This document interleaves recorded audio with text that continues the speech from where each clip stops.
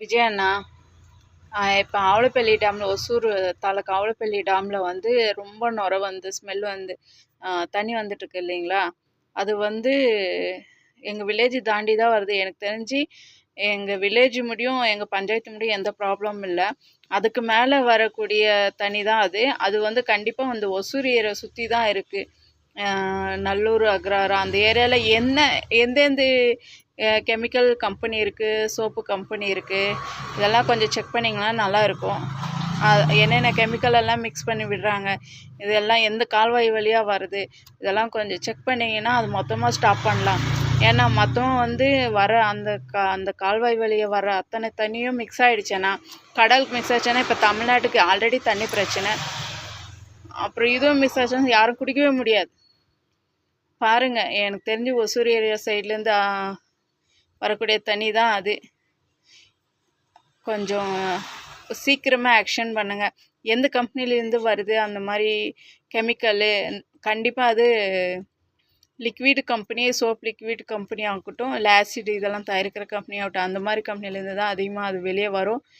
ஏன்னா இத்தனை வருஷமாக நாங்களும் இந்த ஏரியாவில் இருக்க அந்த மாதிரி வந்ததில்லை. இப்போ புதுசாக எந்தெந்த கம்பெனியெல்லாம் ஓப்பன் பண்ணியிருக்காங்க அதெல்லாம் முதல்ல கண்டுபிடிங்க. எந்தெந்த கம்பெனி ஓப்பன் ஆகிருக்கு, இப்போ குறிப்பிட்ட 2 வருஷமாக எந்தெந்த கம்பெனி பெரிய பெரிய கம்பெனி ஓப்பன் ஆகிருக்கு, இந்த சோப் ஆயில் லிக்விடெல்லாம் ரெடி பண்ணுற கம்பெனி எது எது, இந்த டீட்டெயில்ஸ் எடுத்திங்கனாவே சீக்கிரம் கண்டுபிடிச்சிடலாம். இந்த தண்ணியை கொஞ்சம் ஸ்டாப் பண்ணி விட்டிங்கன்னா அந்த கம்பெனிக்கு என்ன ஆக்ஷன் பண்ணணுமோ ஆக்ஷன் எடுங்க. ஏன்னா அவன் பிஸ்னஸ்க்காக அதை யூஸ் பண்ணுறாங்க.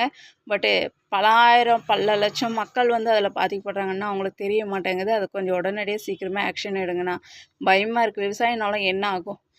300 அடி 400 அடி போருக்கே போய் கலக்குதுன்னா அதனுடைய விளைவு எவ்வளோ பெரிய பிரச்சனையாக இருக்கும். நெக்ஸ்ட்டு வந்து இந்த சென்னை சைடு கடலுக்கு வந்து கலந்துச்சுன்னா நீங்கள் கஷ்டப்பட்டு இப்போ தான் கடல் நீரையே குடிநீராக மாற்றணுன்ற திட்டத்தை பயன்படுத்திட்டு வரீங்க. அப்புறம் இது வந்துச்சுன்னா இன்னும் எவ்வளோ பெரிய ப்ராப்ளம் வருமோ.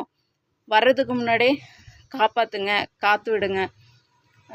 தயவு செஞ்சு அமைச்சர்கள் யார் இருக்கீங்களோ முதல்ல இந்த டிவிக்கு யாருன்னா தயவு செஞ்சு இந்த சைடு வாங்கப்பா. அமைச்சர்கள் ஆகட்டும், யார் இருக்கீங்க, ஒசூர் பக்கம் யார் இருக்காங்கன்னே தெரியும். எங்கள் வில்லேஜ் பக்கம்லாம் ஒரு சின்ன கொடியே நாங்கள் பார்க்க முடியாது. மக்கள் இருக்காங்க, சப்போர்ட்டுக்கெல்லாம் மக்கள் இருக்காங்க.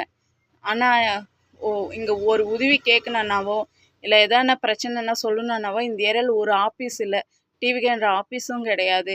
அலுவலகம், ஆஃபீஸு ரெண்டுமே ஒன்று தான். சாரி, எனக்கு தயவு செஞ்சு எங்கள் பஞ்சாயத்துக்கு ஒரு டிவிக்கு ஆஃபீஸு அமைச்சு அந்தந்த ஏரியாவுக்கு என்ன பிரச்சனையோ அது டைரெக்டாக உங்களுக்கு சேர்கிற மாதிரி பாருங்கண்ணா, ப்ளீஸ்ண்ணா.